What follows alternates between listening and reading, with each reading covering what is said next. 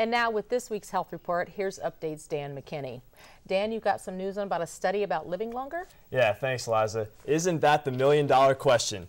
Well, a team of National Geographic researchers have found new ways to gauge longer living. They found the keys to longevity are good social and physical environments. The scientists explored 5 parts of the world they call blue zones, where inhabitants live measurably longer. They found the residents in places like Costa Rica and the Mediterranean islands live active lives and remain engaged within their communities. And fast food menus are now visually affected by President Obama's new healthcare reform plan. The next time you order yourself a Big Mac, you will know exactly how many calories you are consuming. Providing customers with nutritional information is just one of the many things being done in an effort to reduce obesity rates. And high school athletes may be severely injuring their bodies before they even reach college sports. Doctors from the University of Connecticut Health Center are saying teenagers who play sports year-round tend to overuse the same muscles and joints. This silent epidemic is what will lead young athletes to adult-type injuries like stress and ligament damages. Doctors advise teenage athletes to address their injuries when they happen.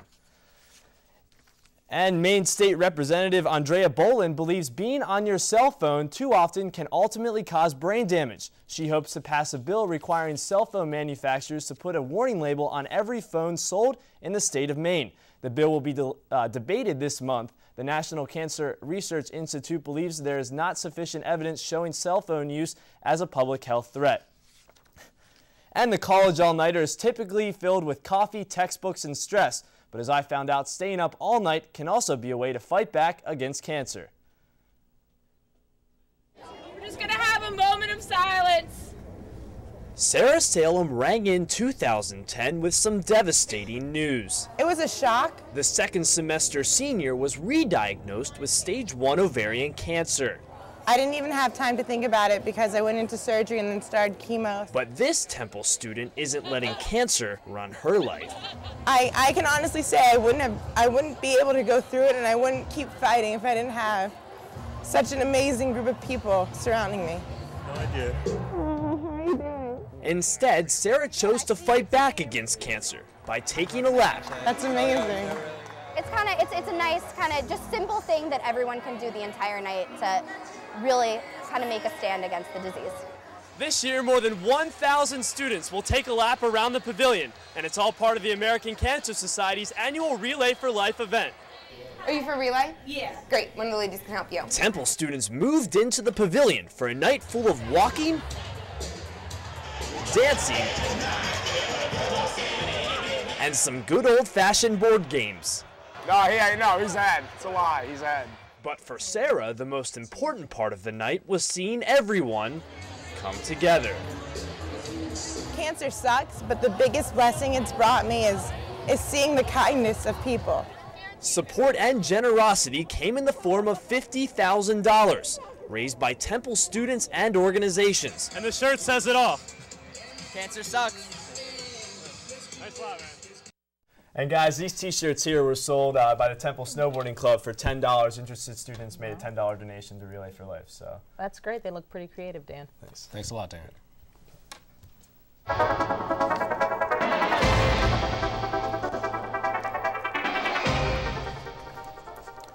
And now with Update's technology report, here's Jeanette Lloyd. Jeanette, you've got some news that can make driving a little safer. Yeah, thanks, Bryant. We have plenty of distractions while we're driving, but several software and gadget companies are collaborating on a product to make life safer behind the wheel. A dozen startup projects have been completed for a mobile device that blocks all communication with the outside world when it senses someone driving. If drivers continue to ignore cell restrictions, these devices could be introduced in a few years. Facebook has announced yet another update to its privacy policy. The popular site will now allow some third-party applications to access users' information without prior consent. When you accept an application, you share information, including your friends' names, profile pictures, gender, or any other content not already set to private. If anyone wishing to voice concerns on the new changes can post their thoughts on Facebook's governance page. A new study shows web browsing in South Korea is 4 times faster than in the U.S. South Korea not only has the fastest internet in the world, it also has cheaper internet than in the U.S. The average broadband connection costs $17 per month. Many U.S. providers plan on pushing for lower broadband costs, faster connections, and easier internet access. Non-AT&T customers may be in luck. Apple recently announced they plan on producing a new phone this year on a wireless network called CDMA, which supports major companies such as Verizon and Sprint. Apple is expected to release a thinner phone this summer with faster processor. Apple has an exclusive relationship with AT&T since 2007. And guys, now that the iPhone may no longer be exclusive for AT&T, a lot of people may just make that switch. Seems like Apple's always finding a way to increase their base. True. Thanks, Jeanette.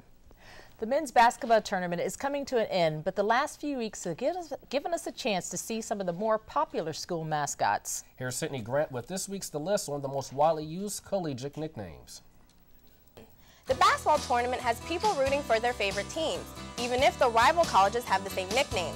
The California University of Pennsylvania has compiled a list of the most common college sports names. Coming at number 5 is the Knights. 32 colleges use that mascot.